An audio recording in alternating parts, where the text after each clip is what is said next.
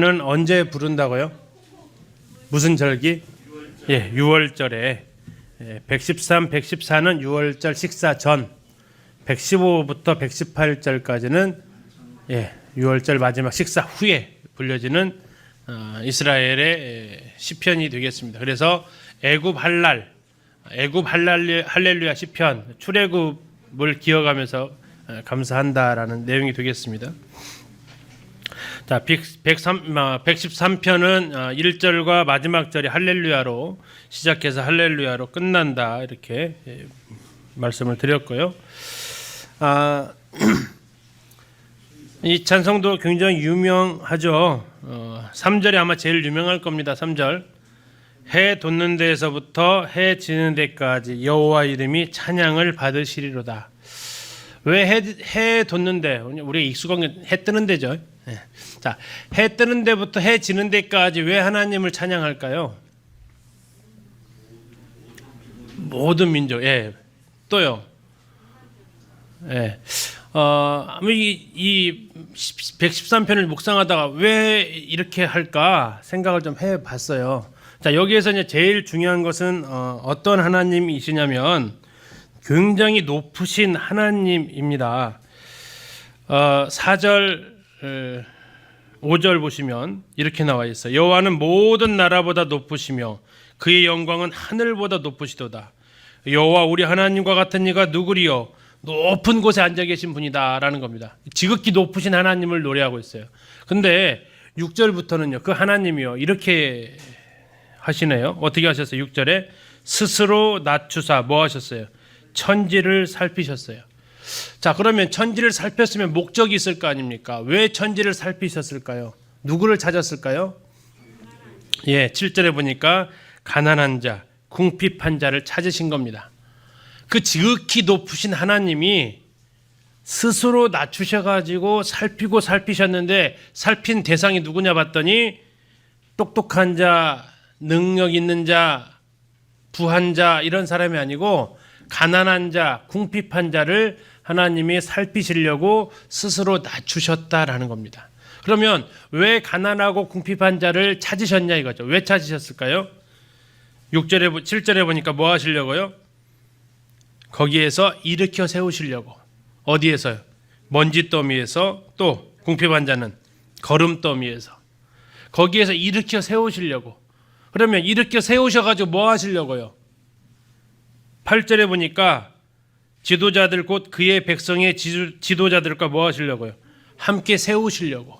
이게 지극히 낮은 자들을 권세자들과 함께 높이시려고 스스로 낮추셔서 천지를 살피셨던 거였어요. 자, 또 하나, 여자들 중에서 가장 어려움 겪었던 여인들 하면 어떤 여인들이에요? 아이 낳지 못하는 여인들입니다. 이건 우리나라나 이스라엘이나 비슷했던 것 같아요. 그래서 9절이 나오는 겁니다. 임신하지 못하던 여자를 집에 살게 하사 자녀들을 즐겁게 하는 노가 되겠다고요? 어머니가 되게 하셨다라고 합니다. 그러니까 이 113편은요 지극히 높으신 하나님을 찬양해요. 그리고 그 하나님이 어떤 하나님으로 나타난다고요? 가난하고 궁핍하고 소유받았던 사람에게 스스로 낮추셔가지고 찾아오시는, 그래서 그를 높여주시는 하나님을 찬양하는데, 그게 어디서 어디까지라고요? 해 뜨는 데서부터 해 지는 데까지 하나님이 다 찾으셨다는 거예요. 해 뜨는 데부터 해 지는 데까지는 전 지구를 얘기를 하고 있는 거죠. 전 열방을 이야기하는 겁니다. 그래서 하나님께서 왜 해 뜨는 곳에서부터 해 지는 데까지 왜 찬양을 해야 되냐면, 바로 하나님께서 스스로 낮추셔서 찾아낸 사람들이 어디에 사는 사람들이냐면 해 뜨는 데서부터 해 지는 데까지 있었던 모든 인류에게 하나님 그 은혜를 베푸셨다라는 겁니다. 자, 그거 생각하고 이 찬양을 부르니까 또 느낌이 다르더라고요. 자, 같이 한번 아마 아시는 찬양일 겁니다. 찬양 한번 틀어주세요.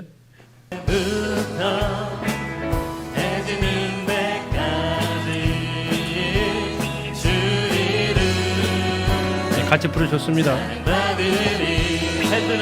그거 생각하면서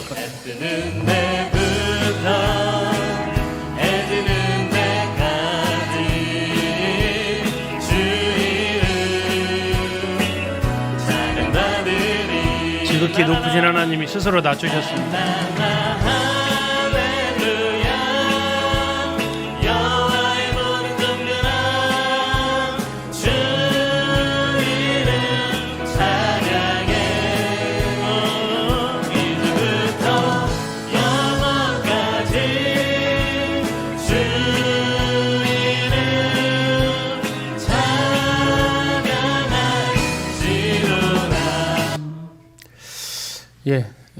해 뜨는 데서부터 해 지는 데까지 그 지극히 높으신 하나님이 빌립보서 2장을 생각나게 하죠.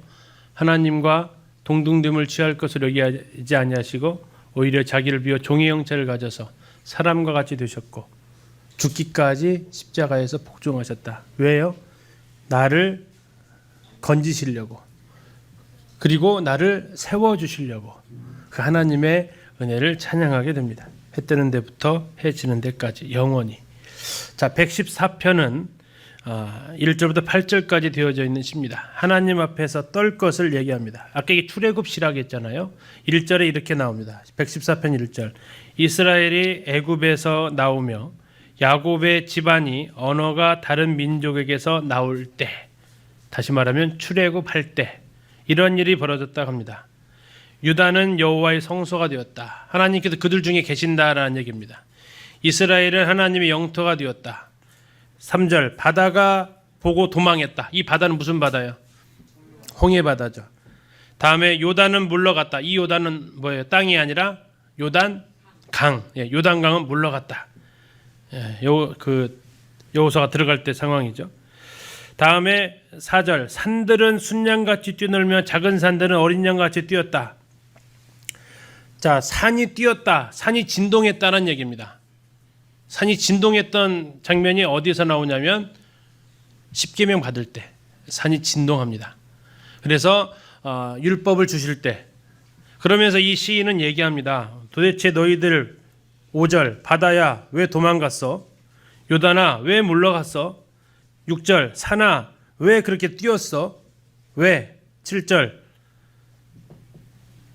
땅이여 너는 주 앞 곧 야곱의 하나님 앞에서 떨어라. 8절, 그가 반석을 쳐서 못물이 되게 하셨고 차돌로 샘물이 되게 하셨다. 자, 이 반석은 신약에서 누구라고 얘기하십니까? 예수님이죠. 자, 그래서 그 하나님 앞에서 너희는 떨어라. 왜? 만물이 떨어지지 않느냐라는 겁니다. 그분이 나타나시니까 바다도 강도, 그분이 나타나시니까 산들도 다 하나님 앞에 떨었다. 너희는 여호와 앞에서 두려움 가운데 떨어라 라고 114편 얘기하고 있습니다. 자, 여기까지가 이제 6월절 식사 전에 드렸던 찬양이고요. 115편부터 4개의 시는 6월절 식사 이후의 시입니다. 자, 115편은 질문과 답변 그리고 권면으로 이어지는데요. 첫 번째 질문을 합니다. 자, 그 질문은 이방인들이 하는 질문입니다. 그 질문은 무슨 질문이냐면 2절입니다. 2절 한번 보시면, 어찌하여 문나라가 그들의 하나님이 이제 어디 있느냐 말하게 하리이까. 자, 질문을 누가 했다고요? 같은 민족이 아니고 대적들이 아니고 누가 했냐면 열방들이 질문했다라는 겁니다. 여러 나라들의 사람들이 이스라엘 백성들한테 질문한 겁니다. 야, 너희 하나님 어디 계시냐? 하나님 어디 계시길래 너희들이 이렇게 나라 빼앗기고 여기 와서 서름 당하고 있냐? 라고 이렇게 질문을 한 겁니다. 자, 그때 그들이 뭐라고 대답을 했을까요? 3절에 그렇게 대답을 하네요. 오직 우리 하나님은 어디에 계시다고요? 하늘에 계신 분이시다. 초월자라는 얘기입니다. 그리고 그분은 원하시는 모든 것을 행하셨다. 전능자라는 얘기예요. 우리 하나님 하늘에 계신 분이시고 우리 하나님 하실 수 있는 건 모든 걸 할 수 있다. 그러면서 이제 아마 손가락으로 가리켰던 것 같습니다. 여기 무수히 많은 우상들 한번 쭉 봐라. 그들의 모습이 뭐냐? 5절, 입이 있어도 말하지 못하고 눈이 있어도 보지 못하고 귀가 있어도 듣지 못하고 쭉 이야기를 합니다. 8절, 우상을 만드는 자들과 그것을 의지하는 자들이 뭐라고요? 다 그와 같다. 그와 같다는 얘기 뭡니까? 입이 있어도 말하지 못하고 눈이 있어도 보지 못하는 거예요. 자, 입이 있는데도 말하지 못하는 사람, 눈이 있는데도 보지 못하는 사람 누구 있어요? 눈이 떠 있는데도 못 보는 사람. 아니요, 눈동장이 말고 누구 있어요? 17절이에요. 17절. 17절. 누구예요? 죽은 자요. 죽은 자는요, 눈이 있어도 못 봐요. 그죠? 손이 있어도 만지지도 못하고요. 입이 있어도 말도 못해요. 다시 말하면 우상을 만들고 우상을 의지하는 사람은 살아있는 것 같으나 죽은 사람이란 얘기예요. 자, 그러면서 하나님을 그들이 찬양을 할 수 없죠. 자, 그래서 이제 이 시인은 뭐라고 얘기합니까? 뭐 하라고 얘기합니까? 이 시를 얘기할 때 단계적으로 이야기를 하는데요. 9절 보세요. 9절 앞에 누가 나옵니까? 이스라엘아. 다음에 10절 이번에 누가 나옵니까? 아론의 집이여. 11절 이번에 누가 나와요? 여호와를 경외하는 자들아. 점점 범위가 넓어져 가요? 좁아져 가요? 넓어져 가는 거예요? 이스라엘에서 아론의 집으로, 아론의 집에서 이번에는 경유하는 그 사람들로 점점 더 하면서 나중에 어디까지 갑니까? 나까지 갑니다. 이제 15절 보시면 너희는 천지를 지으신 여호와께 복을 받는 자로다라고 나오는데 점점 우리에게 이제 하나님을 찬양할 것을 이야기를 합니다. 자, 그러면서 그 하나님을 의지하라고 이야기합니다. 이제 계속해서 의지할 분은 하나님밖에 없다라고 이야기를 하고 있습니다. 그러면서 얘기합니다. 17절 죽은 자들은 여호와를 찬양하지 못한다. 적막한 데로 내려가는 자들은 아무도 찬양하지 못한다. 두 죽은 자는 두 가지가 죽어 있는 거예요. 하나는 영혼이 죽어 있는 자가 있고요. 또 하나는 육신이 죽은 자가 있습니다. 이 115편에 나와 있는 이 죽은 자는 문맥 흐름상은 육신이 죽은 사람입니다. 그러나 우상의 모습을 쭉 돌이켜보면 영혼이 죽은 자도 역시 하나님을 찬양하지 못합니다. 입은 있어도 귀는 있어도 아무 기능을 할 수 없는 겁니다. 하나님을 찾는 데 있어서는. 결국 육신이 살아있는 우리는 살아있을 때 하나님을 찬양해야 되고요. 영혼이 죽어있는 저들은 하나님 그들을 살리시면 하나님을 찬양해야 됩니다. 할렐루야. 자, 116편입니다. 116편 하면 떠오르는 사람이 한 명 있어요. 그분이 간증을 들어서 그렇습니다. 스리랑카에 가 있는 선교사입니다. 김성렬 선교사인데요. 이 선교사가 116편 12절 말씀을 받고 선교를 떠났습니다. 그리고 그가 그 간증을 합니다. 이 한 말씀 받고 그가 갔습니다. 같이 한번 읽어보실까요? 시작. 내게 주신 모든 은혜를 내가 여호와께 무엇으로 보답할까? 자, 그 형제 왜 간 거예요 그러면요? 하나님 은혜에 보답하려고 갔습니다. 자, 그러면 도대체 무슨 은혜를 받았다고 그가 경험했길래 이런 고백을 했느냐 하는 겁니다. 그는 과연 어떠한 상황 가운데 있었느냐라는 거죠. 3절 보십시오. 그의 상황입니다. 3절. 사망의 줄이 나를 두르고 스올의 고통이 나에게 임했다. 내가 환난과 슬픔을 만났다. 자, 그런데 문제는 뭐냐? 이런 가운데에서 도와주는 사람이 있었을까요? 없었을까요? 자,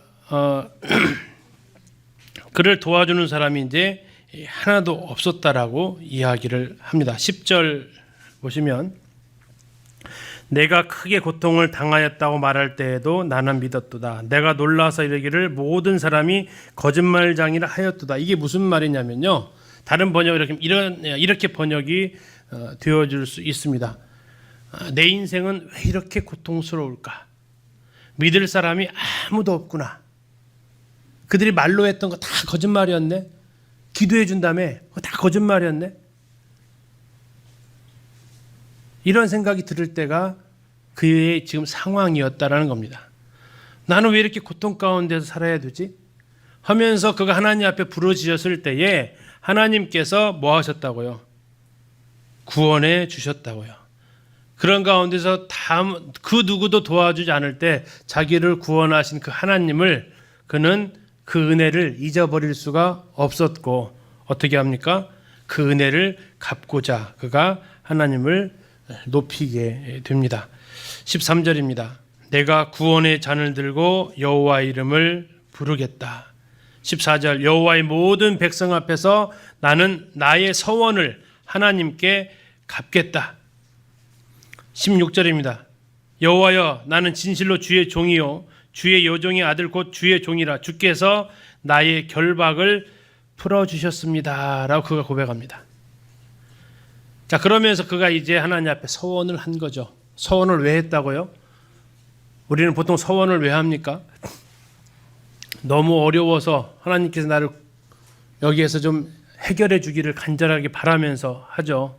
근데 이 시인도 서원을 먼저 했는지 아니면 하나님 앞에 은혜를 먼저 깨닫고 서원을 했는지는 모르겠지만 흐름상으로는 서원이 뒤에 나와 있는 것이 하나님 그 은혜를 생각할 때 그 은혜를 보답하기 위한 서원을 하지 않았나 싶기도 합니다.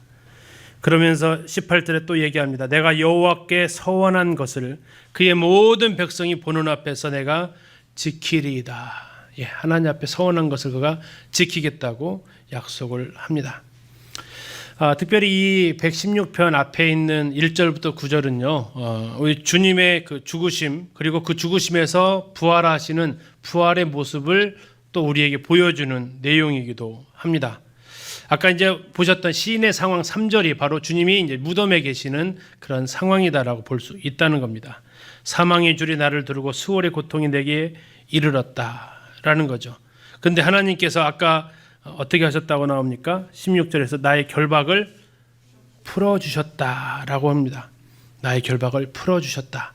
그래서 하나님께서 8절에 보시면 주께서 내 영혼을 사망에서 내 눈을 눈물에서 내 발을 넘어짐에서 건지셨나이다. 이게 부활하신 주님의 모습이다라고 하면서 우리 주님을 기억하게 하는 시이기도 하고 또 내게 어려움이 찾아왔을 때 그 누구도 나를 도와주지 못했지만 하나님께서 구원을 베풀어 주셔서 이제 내가 그 은혜를 하나님 앞에 어떻게 갚을까 하는 그 마음으로 살아가는 시인의 고백입니다. 자, 이제 110편 117편입니다. 성경에서 가장 짧은 장 117편입니다. 2절밖에 되지 않습니다. 2절밖에 되지 않지만 범위는 어마어마하게 넓습니다. 자, 1절 뭐라고 시작합니까? 예, 얼마나 범위가 넓어졌어요? 너희 모든 나라들아 라고 얘기하고 있습니다. 너희 모든 나라들아. 세계 모든 나라를 향해서 외치고 있는 겁니다. 되게 시는 짧은데 범위는 되게 넓습니다. 자, 그리고 나중에 사도 바울이 이 말씀을 외웠습니다. 사도 바울이 로마서 15장에서 그가 복음의 이방인을 향한 사도였잖아요. 그가 이방인을 향한 사도였던 그가 이렇게 로마서에서 이렇게 인용을 합니다. 이 말씀을 모든 열방들아 주를 찬양하며 모든 백성들아 그를 찬송하라. 예,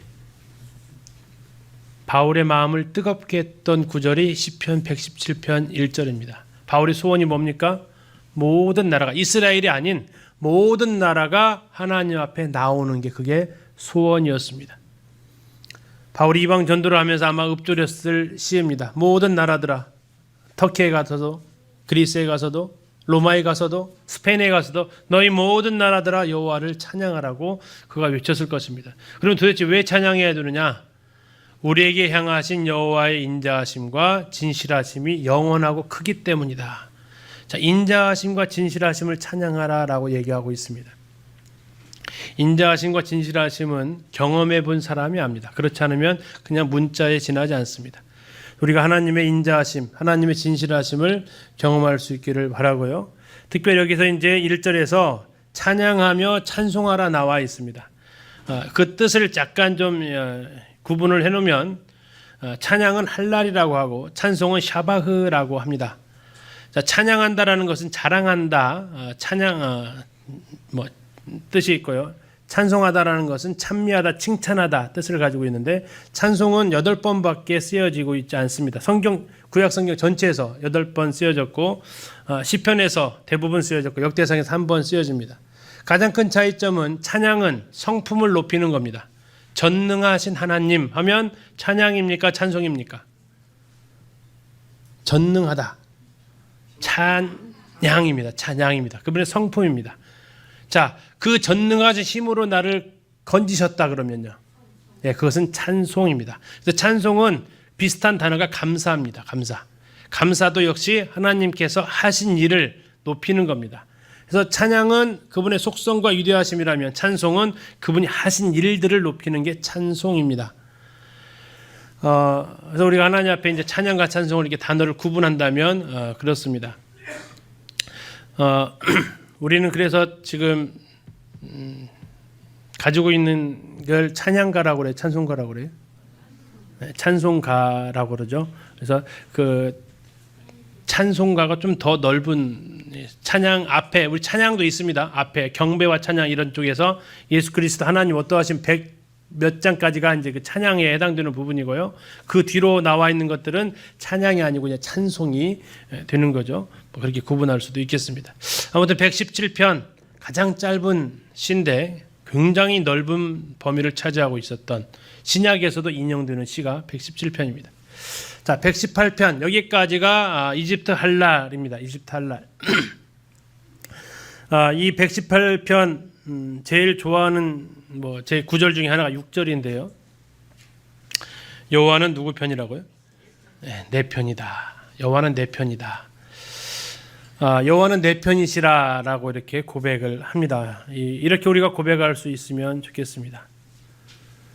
자, 이 여호와는 내 편이다 그러면 당장 떠오르는 사람 중에 하나가 이제 링컨이죠. 남북 전쟁할 때 링컨의 참모가 얘기하지 않습니까? 이 말씀을 통해서 각하 걱정하지 마십시오. 하나님이 우리 편이십니다. 그때 링컨이 뭐라고 얘기합니까? 나도 알고 있다. 근데 문제는 내가 하나님 편인가? 이게 문제다. 하나님 우리 편인 건 맞습니다. 근데 중요한 건요. 나도 하나님 편인가? 이러는 거죠. 만약에 내가 하나님 편 아니면요. 하나님은 지금 누구를 데리고 있는 거예요? 스파이. 그죠? 스파이를 데리고 있는 것이 됩니다.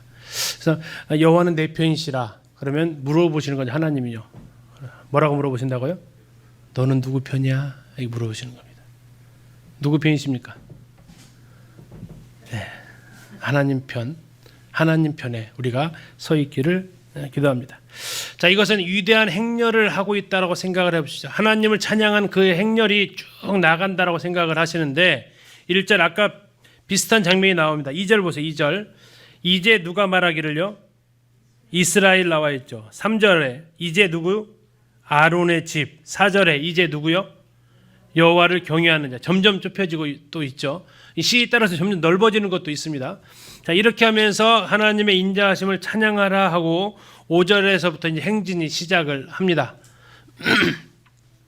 하나님께서 10절에서 보시면 문 나라가 나를 애워쌌으니 11절 그들이 나를 애워싸고 애워쌌으니 12절 그들이 벌들처럼 나를 애워쌌으나 지금 이 시인의 상황이 어떤 상황이래요? 예, 대적들에 의해서 그냥 몇 겹에 걸쳐서 쌓여 있는 정말 암담한 상황이죠. 자, 그때 하나님께서 어떻게 하셨습니까? 10절 끝에 그들을 끊으리로다. 11절 끝에 그들을 끊으리로다. 12절 끝에 그들을 끊으리로다. 무엇으로요? 여호와의 이름으로, 여호와의 이름으로, 여호와의 이름으로 그들을 끊으리로다. 하나님께서 그의 오른손으로 권능을 베푸십니다. 15절 끝에 보시면 여호와의 오른손이 권능을 베푸시며 여호와의 오른손이 높이 들렸으며 여호와의 오른손이 권능을 베푸시도다. 몇 번 나왔습니까? 계속 3번이 지금 반복되고 있죠. 하나님의 오른손이 권능을 베푸셨고 높이 들리셨습니다. 자, 그렇다는 얘기는 뭡니까? 이제 하나님께서 싸우신다라는 겁니다. 하나님께서 싸우시니까 어떤 일이 벌어집니까? 15절입니다. 의인들의 장막에 어떤 일이 벌어졌어요? 기쁜 소리, 구원의 소리가 있다라는 겁니다. 하나님께서 싸우셨다라는 얘기입니다. 그들이 나를 애워쌀 때 하나님이 싸우셨다. 그래서 우리는 이제 탄식이 아니라 하나님을 높인다라는 겁니다. 그리고 그 하나님이 이제 들어오십니다. 예루살렘에 들어오십니다. 19절입니다. 내게 의의 문들을 열지어다. 내가 그리로 들어가서 문들이 열려서 하나님께서 들어오십니다. 자, 그러면서 성경이 인용되어진 말씀이 나오는데요. 22절 보시겠습니다. 22절. 건축자가 버린 돌이 집 모퉁이의 머릿돌이 되었나니. 자, 버린 돌은 쓸모 있는 돌입니까? 아니면 쓸모 없는 돌입니까? 쓸모 없다고 생각해서 버렸습니다. 그런데 그 돌이 뭐가 됐다고요? 집 모퉁이의 머릿돌이 되었다. 머릿돌은 어떤 돌입니까? 예, 굉장히 중요한 돌이 되었다라는 의미야. 별 의미 없을 것으로 생각했던 돌을 그래서 버렸는데, 예, 굉장히 중요한 돌이었다라는 것. 그래서 예수님을 가리켜서 표현되어졌던 표현이죠. 이스라엘 사람들이 건축자의 버린 돌처럼 버려버렸습니다. 그런데 나중에 알고 봤더니 그분이 누구였다고요? 예, 모퉁이 머릿돌이었어요. 그래서 그분이 떨어지면 깨어질 박살날 것이고 그분이 떨어지면 이제 그런 표현으로서 복음서에서 나오고 있죠. 자, 그러면서 이제 하나님 앞에 외칩니다. 25절입니다. 여호와여 구하옵나니 이제 구원하소서. 이제 구원하소서를 세 글자로 하면 호산나입니다. 호산나. 호산나가 이제 구원하소서. 예루살렘 입성하실 때 사람들이 종려나무 가지를 흔들면서 하나님 예수님을 맞이했을 때 외쳤던 말이 호산나 호산나 했습니다. 이제 구원해 주소서. 그래서 이 두 구절이 예수님을 가리키는 내용으로 나와 있습니다. 그러면서 자기를 그러한 여러 대적들의 싸움 가운데에서 끊으셔서 나를 구원하신 그 하나님. 28절입니다. 28절. 주는 나의 하나님이시라. 자, 이 관계만 잘 형성되어지면 신앙은 쉽습니다. 주는 나의 하나님이시라. 또 한 번 나옵니다. 그 밑에 주는 나의 하나님이시라. 주님이 나의 하나님이십니다. 여호와는 내 편이고 여호와는 나의 주인이십니다. 이 시편 기자는 그렇게 고백을 합니다. 자, 여기에 이제 그 모퉁이 돌이 나오는데요. 집 모퉁이 머릿돌이 나옵니다. 머릿돌. 집 모퉁이의 머릿돌. 자, 이제 머릿돌 하면 어디, 우리 건물에 머릿돌이 있어요, 없어요? 어디에 있죠? 건물에 붙어 있어요? 건물에 떨어져 있어요? 그 옆에 요즘은 TJ 빌딩으로 바뀌었죠? 그 건물의 머릿돌은 잘 보이시죠? 어디에 붙어 있어요? 떨어져 있어요? 네, 떨어져 있는 거 원래 보통이 머릿돌 아니에요. 네, 그건 머릿돌이라고 안 하고요. 그건 뭐 간판 같은데. 자, 머릿돌은 이 두 가지 형태로 되어져 있습니다.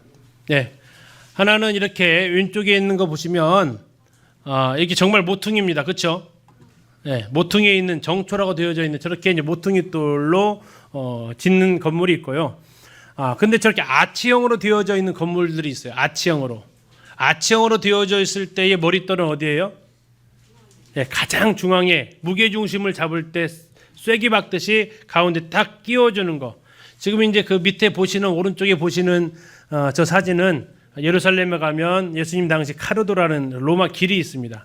거기에 있는 아치 문인데 저 위에 가장 한가운데 무게중심을 딱 잡아주는 그곳에 딱 들려져 있는 것을 머릿돌이라고 합니다. 이제 영어로는 이제 캡스톤이라고 하고, 다음에 이제 모퉁이 돌을 집 모퉁이 돌이다가 이렇게 또 신약성이 나옵니다. 그럴 때는 코너스톤이라고 되어져 있는데 다 머릿돌에 해당되어지는 정말 필요 없다라고 버려진 돌이었지만 정말 중요한 돌이었음을 알게 되는 그분 머릿돌 대신 모퉁이 돌 대신 주님을 기억할 수 있는 부분이 되겠습니다. 자, 이제 117편이 가장 짧은 장이었다면 이제 119편은요.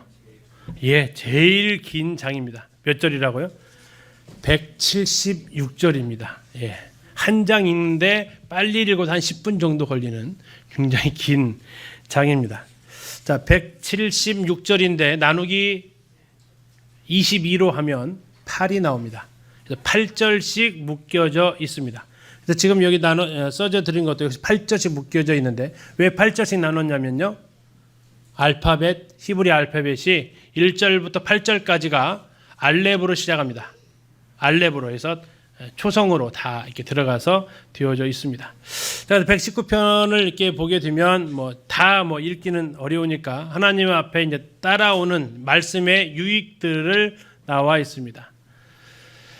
전심으로 하나님 앞에 구하는 것부터 시작해서 쭉 나오는데요. 이게 뭐 스토리 있는 건 아니고 계속해서 하나님의 말씀이 어떠한 유익을 주는지 이런 것들을 쭉 나오고 있습니다. 그 옆에 이제 가로 해놓고 그 절을 좀 찾아보실 수 있도록 절까지 써놨으니까요. 한번 참고하시면 되겠고요. 결국 이 시편 전체에서 이 119편이 차지하고 있는 이치가 뭐냐라는 거죠. 그리고 5권, 5권에서 이 119편이 차지하고 있는 그 이치가 뭐냐, 중심을 차지하고 있다라고 했습니다. 시편 1편에서 말하고 있는 여호와의 말씀을 율법을 즐거워하여 주야로 묵상하는 자, 하나님 말씀에 이게 바로 복이 있는 사람이다. 그리고 2편에서는 여호와의 기름 부음 받은 자에게 복종하는 것, 그리고 그의 피난처에 피하는 것, 이게 복이 있는 자다라는 것이 이제 시편의 전체적인 서론이라고 했는데요. 그래서 그 말씀들을 쭉 이야기를 하고 있습니다. 뭐 유명한 구절들이 많이 나와 있습니다. 특별히 우리 이제 성경 탐사 여행과 관련되어져서 우리가 기억했으면 좋겠다는 말씀이 몇 구절만 좀 보면요. 9절 먼저 보실까요? 119편 9절 청년이 무엇으로 그의 행실을 깨끗하게 하리이까 주의 말씀만 지킬 따름입니다. 18절입니다. 내 눈을 열어서 주의 율법에서 놀라운 것을 보게 하소서. 우리 하나님 말씀 앞에 설 때 우리가 할 수 있는 기도입니다. 내 눈을 좀 열어달라고, 보게 해달라고 우리가 기도하시면 큰 유익이 있겠습니다. 다음에 50절 보시겠습니다. 50절. 이 말씀은 나의 고난 중에 위로라. 주의 말씀이 나를 살리셨기 때문이니이다. 자, 고난 중에 위로다. 뭐가요? 말씀이요. 근데 고난 당하면 말씀이 봐져야 안 봐져요? 이 두 개 나눠주시네요. 예, 그랬습니다. 성도들이 이 두 가지로 나눠져요. 고난 당하면 말씀 안 보시는 분이 있고요. 고난 당할수록 말씀 보는 분들이 계세요. 나는 1번이에요, 2번이에요? 예, 보셔야 돼요. 왜요? 고난 중에 위로를 준다고 하잖아요. 54절 보실까요? 54절. 내가 나그네 된 집에서, 아니 54절이 아니고 저기 67절.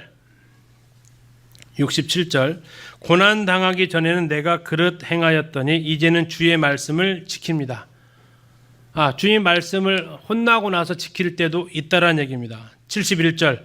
고난 당한 것이 나에게 유익이라. 이로 말미암아 내가 주의 율례들을 배우게 되었나이다. 고난을 통해서 주님을 경험할 수 있다라는 겁니다. 그래서 우리가 고난 가운데 있을 때 하나님 말씀을 안 보면요, 어떤 일이 벌어집니까? 저는 이제 가끔 이것을 이제 청년들한테 얘기합니다. F학점 맞는다라고 해요. F학점 맞으면 어떻게 해야 되죠? 재수강합니다. 재수강. 같은 일을 뭐 한다고요? 반복하게 되더란 얘기예요. 같은 어려움을 계속 당합니다. 언제까지 재수강 받죠? 공부해서 F학점을 면할 때까지 받습니다. 고생을 고생대로 하는 거죠. 보람은 없는 거죠.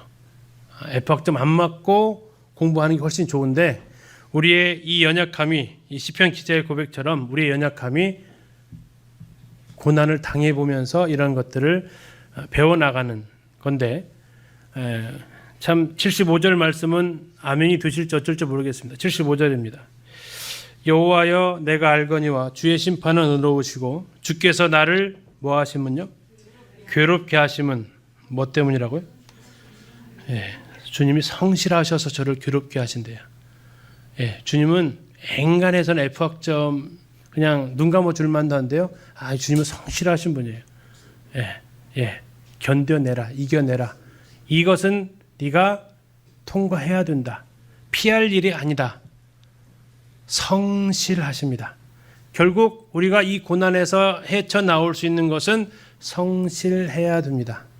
어떻게 안 될까요? 어떻게 안 되더라고요. 자, 그렇게 하면서 이제 우리가 하나님 말씀 가운데서 자라가게 되는 것을 쭉 말씀을 하고 있습니다. 결국 말씀 가운데 승리하게 되면 165절이 우리에게 이루어집니다.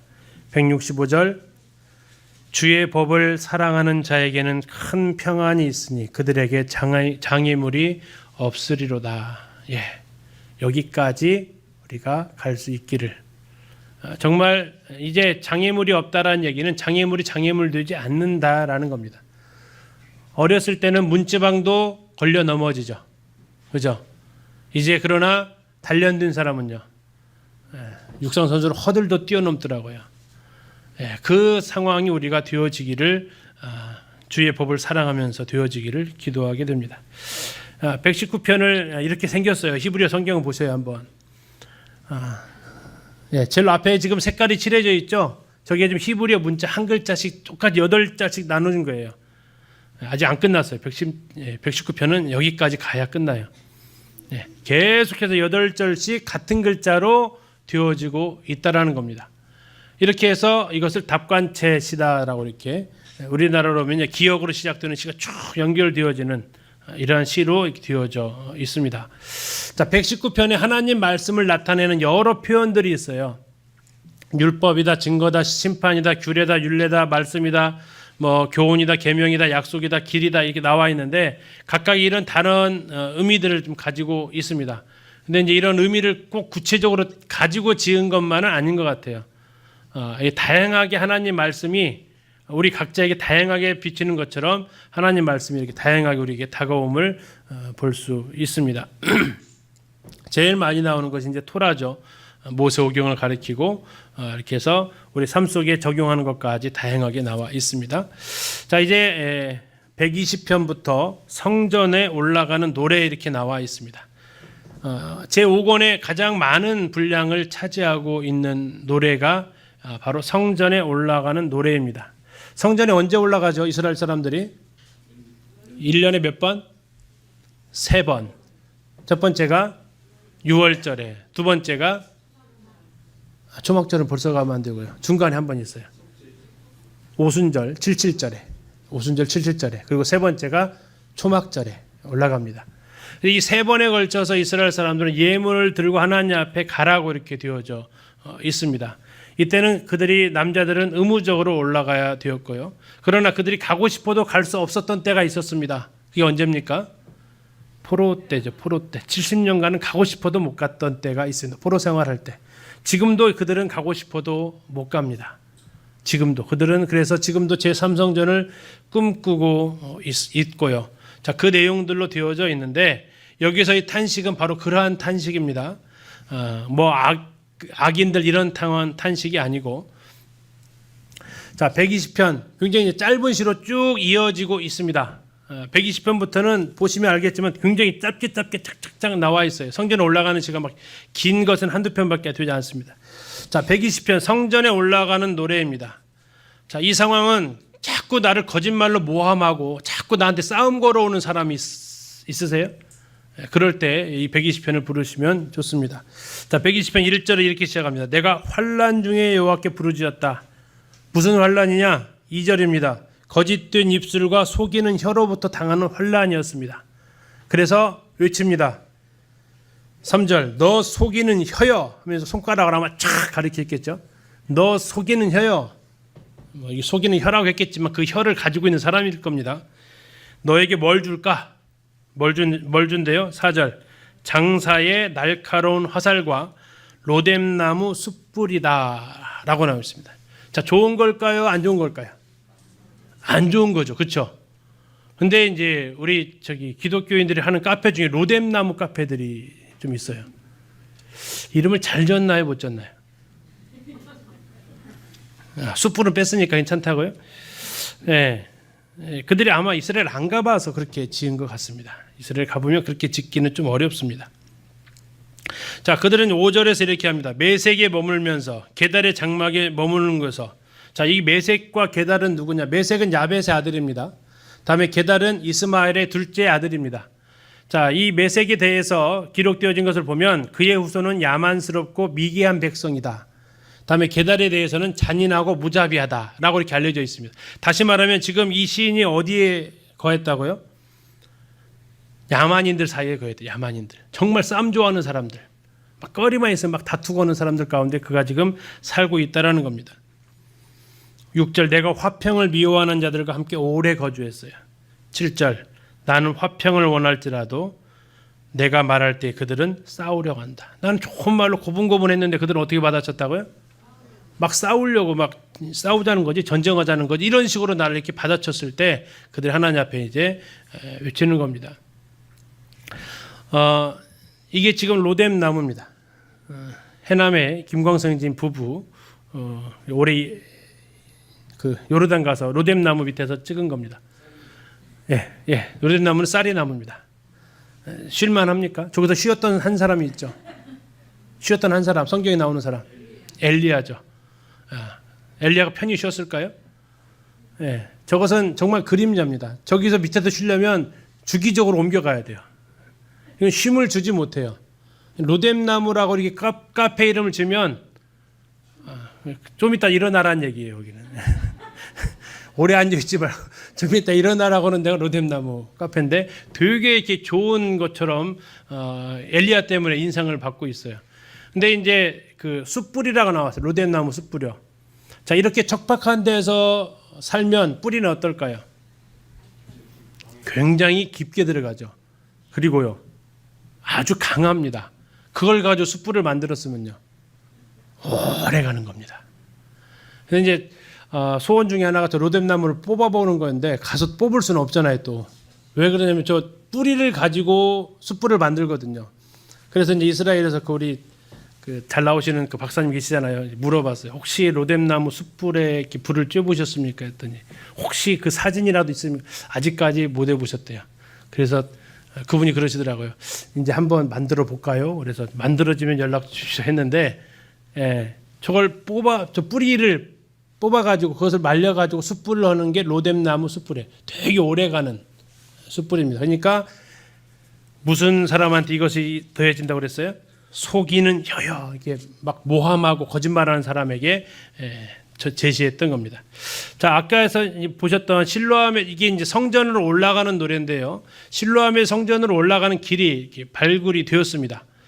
저희들이 이제 금년에 여기를 올라가려고 했는데 금년에 이스라엘의 비가 어마어마하게 왔어요. 그래가지고 통제를 해가지고 못 갔어요. 정말 가려고 했었거든요. 이제 못 갔어요. 근데 여기는 지금 그 길이 비가 안 왔을 때 가가지고 가셨어요. 한번 보시겠습니다. 성전으로 올라가는 노래라는 말이 있죠. 그죠? 네. 여기 실로암에서 이제 먼저 몸을 정결하게 씻고 그 다음에 성전으로 올라가다 보면 나중에 저쪽 편에 그림이 있지만 주변에는 여기 시장들이 있기 때문에 몸을 정결하게 한 상태에서 부정한 것들이 이제 접촉이 되어지면 다시 더러워지잖아요. 그죠? 그것을 막기 위해서 그냥 바로 성전으로 이렇게 올라가서 이제 이 성전으로 들어가는 계단이 있거든요. 네, 지금은 여기를 로빈슨 아치라고 하는데 이제 그 계단으로 올라가는 전용 통로를 만들어 놓은 게 지금 보시는 여러분이 올라가셔야 될 이쪽 통로입니다. 이것이 최근에 발굴이 되어졌어요. 그래서 우리가 이제 성전으로 이제 올라가는 이 전용 도로를 따라서 이제 올라갈 거고요. 저 길이 요한복음 9장에 나와 있는 실로암, 맹인이 걸어갔던 길입니다.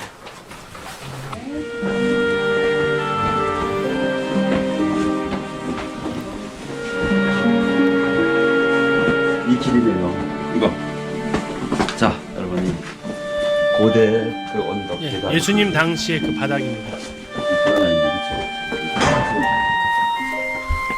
2000년 된 길이에요. 2000년 된 길. 예, 확실합니다.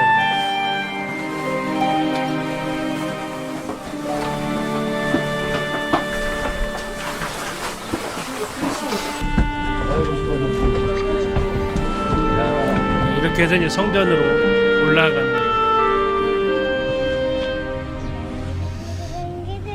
자, 그들이 이제 이렇게 올라가면서 불렀던 노래라는 얘기죠. 자, 121편입니다. 우리 시편 개관할 때 좀 봤던 말씀인데요. 내가 산을 향하여 눈을 들리라입니다. 자, 여기서 이제 내가 산을 향해서 눈을 든다. 산이 무엇을 의미하느냐? 성전으로 가려면 고향을 떠나야 하잖아요. 그죠? 그러려면 지금처럼 차 타고 가는 게 아니었고 뭐 어떻게 가야 돼요? 예, 걸어가거나 나귀를 타고 가거나 해야 돼요. 그러려면 그들이 걱정하는 게 뭡니까? 예, 산을 넘어가야 되는 거예요. 산 넘어가다 만나는 게 뭐예요? 도적 같은 것들을 만나게 되죠. 사나운 짐승들도 만날 수 있고요. 자, 그러면서 이제 내가 산을 향해서 눈을 들리라. 저 산을 내가 넘어가야 된다는 얘기입니다. 자, 그러면 필요한 게 도움이죠. 누가 나를 도와줄까? 그러면서 독백을 합니다. 아, 그 누구도 아닌 천지를 지으신 하나님이 나를 도와주신다라고 얘기합니다. 자, 그때 이제 이 3절부터는 화자가 바뀝니다. 내가 아니고 너입니다. 자, 이 3절부터는 아마 그의 부모 또는 그 장로들이 그 길을 떠나는 그를 격려하면서 말했을 내용입니다. 여호와께서 너를 실족하지 않게 하시고 너를 지키시는 자가 졸지 않을 것이다 라고 쭉 이야기를 합니다. 무엇으로부터 보호하시냐면 6절입니다. 낮의 해가 너를 상하게 하지 않고 밤의 달도 너를 해치지 않을 것이다. 밤과 낮으로 보호하신다라는 거죠. 이스라엘의 낮, 햇볕 정말 강렬합니다. 그리고 이스라엘의 밤 춥습니다. 자, 이런 가운데에서 지켜주신다라는 얘기입니다. 또 하나는 혹자는 이렇게 얘기하죠. 이스라엘은 사이 땅이라고 합니다. 강대국 사이에 끼어 있는 땅이에요. 바벨론에 의해서 끼어 있고요. 이집트가 끼어져 있습니다. 바벨론의 상징은 뭡니까? 초승달입니다. 이집트의 상징은 뭡니까? 바로가 누구의 아들입니까? 태양신의 아들입니다. 태양입니다. 그래서 혹자는 이렇게 얘기합니다. 낮의 해는 이집트의 서슬퍼런 위험, 밤의 달은 저 갈대아 지역에 있었던 바벨론의 위협, 이 모든 것으로부터도 지켜주실 것이다. 누가요? 하나님께서 지켜주실 것이다. 그러면서 여호와라는 단어가 몇 번 나옵니까? 4번 나옵니다. 4번. 6절을 기준으로, 이 6절을 기준으로 위에 2번, 밑에 2번이에요. 한번 찾아보세요. 몇 절에 나와 있습니까? 5절에 2번 나와 있죠. 그죠? 다음에 저기 5, 6, 7, 8에서 보시면 돼요. 5, 6, 7, 8에서. 아니 3, 4, 5, 6, 7, 8에서. 죄송합니다. 자, 6절을 기준으로 여호와가 몇 번 나와 있습니까?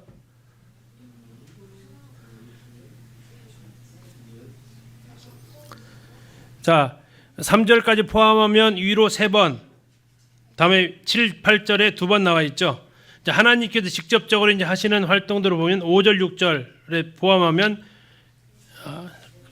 이제 그렇게 한번 보시고, 또 하나 이번에 이제 지키신다라는 표현을 좀 보겠습니다. 지키신다. 3절에서 5절까지는 지키시는 분을 높이고 있습니다. 자, 3절 보시면 너를 지키시는 이 이렇게 되어 있죠. 너를 지키시는 이. 다음에 또요. 5절도 아니 4절도 이스라엘을 지키시는 이. 5절도 너를 지키시는 이. 다시 말해서 키퍼입니다. 지켜주시는 분 하나님입니다. 다음에 지키신다라는 거 7절과 8절에 몇 번 나와 있습니까? 7절 여호와께서 너를 지켜 한 번 나왔죠. 다음에 7절 끝에 또 내 영혼을 지키시리로다. 8절 끝에 지금부터 영원까지 지키시리로다. 이게 여호와는 지키시는 자고 그 지키시는 자가 지키신다는 얘기입니다. 이게 여호와 지키시는 자 지키시리라가 6절을 기준으로 앞뒤로 평행을 이루고 있다라는 겁니다.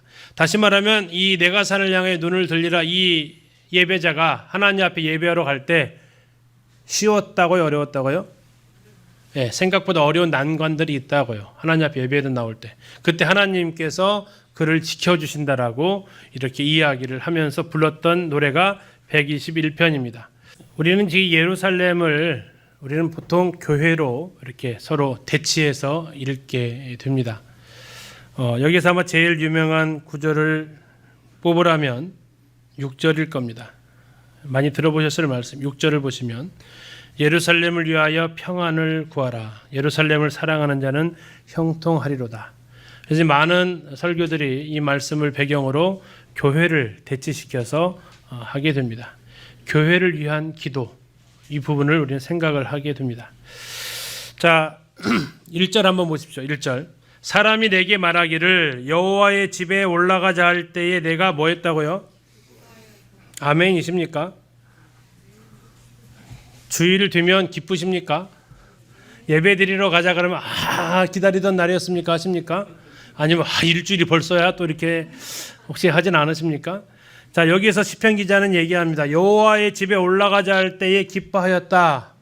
주님 앞에 예배 드리는 사실에 우리가 과연 기뻐하고 있는가 한번 생각을 해보는 겁니다. 경건한 유대인들은 예루살렘을 위해 소원하던 이 부분을 우리는 이제 교회를 생각하면서 불러볼 수 있겠습니다. 자, 그들이 올라가는데요. 4절 보시면 지파들 곧 여호와의 지파들이 뭐 하려고 올라갑니까? 여호와 이름에 감사하려고 이스라엘의 전례대로 그리로 올라가는도다. 이게 이제 하나님을 섬기는 방식하고요, 사람을 섬기는 방식이 같을까요, 다를까요? 달라요. 하나님은요, 어떻게 섬기라고 지금 나와 있어요? 방금 4절에서 이스라엘의 뭐대로? 전례대로 섬기는 겁니다. 하나님은 섬기는 방식은 내 맘대로 섬기는 게 아니에요. 다양한 아이디어가 아니고요, 하나님께서 제시해 주신 대로 섬기는 겁니다. 그래서 하나님 앞에 드려지는 것은요, 레위기에서 보셨잖아요. 일정한 폼이 있어요. 일정한 틀을 가지고 있어요. 그리고 그것에서 하나님 앞에 예배하게 되어져 있어요. 근데 왜 그렇게 하셨을까요? 나중에 우리 열왕기상에서 가서 볼 겁니다. 그렇게 안 해놓으면요, 어떻게 하나님 섬길까요? 죄송합니다. 지 멋대로 섬깁니다. 지 잘난 대로 섬기고요, 지 좋을 대로 섬깁니다. 하나님은 그래서요, 하나님 앞에 예배 드리는 것은요, 정해져 있어요. 이게 나중에 히브리서에서도 그 나타나는 단어 표현인데요. 천사들이 하나님을 섬기는 방식과 사람 섬기는 것이 달라요. 사람은요, 사람 섬기는 거, 사람을 섬기는 거 틀이 있어요? 아니면 다 사람마다 달라요? 다 달라야 돼요. 선물을 1년 300년, 아니 생일 선물을 줄 때 50년 동안 똑같은 선물 주면요, 싫죠. 하나님은요, 안 싫어하세요. 안 싫어하세요. 걱정 안 하셔도 돼요. 하나님은 6월절에 할 거예요. 다 정해져서 다른 거 거기다 집어넣으면요, 그거 하나님 싫어하세요. 근데 사람은요, 그렇게 하면 안 돼요. 뭐 이거 좀 나중에 하고. 자, 어쨌든 그렇게 하면서 예루살렘을 위해서 평안을 구하라라고 합니다. 교회 평안을 우리가 구해야 됩니다. 예루살렘을 사랑하는 자 형통합니다. 예, 교회를 사랑하는 자 형통합니다. 교회 안에는 뭐가 있어야 되느냐? 예루살렘 성 안에 뭐가 있다고요? 평안이 있어야 됩니다. 교회 안에도 뭐가 있어야 됩니까? 평안이 있어야 됩니다. 예루살렘 뜻이 평화의 도시 아닙니까? 예루살렘 궁중에 형통함이 있습니다. 여호와 우리 하나님의 집 예루살렘, 신약에서는 하나님의 집을 뭐라고 하죠? 교회가 하나님의 집입니다. 우리가 거기에서 평안을 우리가 구해야 됩니다. 그래서 우리가 교회를 생각하시면서 여호와의 집에 올라가자 할 때 우리가 기뻐할 수 있기를, 그리고 하나님께 나아갈 때 그 전례대로 하나님 앞에 예배할 수 있기를, 그리고 그 교회의 평안을 구하고 교회를 사랑할 수 있기를 우리가 기도하면서 시편 120편을 볼 수 있겠습니다. 이제 다음 주에 이제 123편부터 하면은 다음 주까지 하면 시편은 끝날 것 같습니다. 드디어 그러면 이제 그 다음부터는 제 4권 들어갈 계획 가운데 있습니다. 형님 기도해 주시고 시간 마치겠습니다.